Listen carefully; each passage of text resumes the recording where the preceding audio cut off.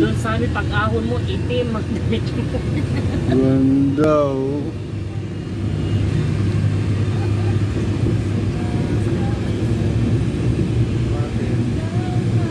Yan guys, naipasyal ko kayo sa labas ng Pilipinas. Sana, vlogger si tatay.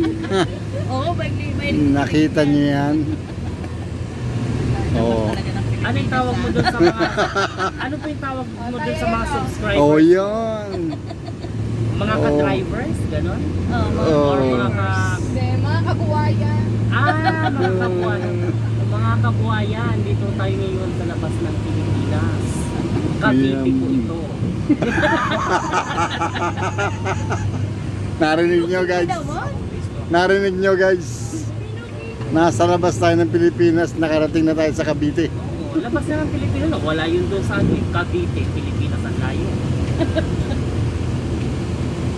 Oh, yun oh. Ganda niya talaga oh. Oh, diba?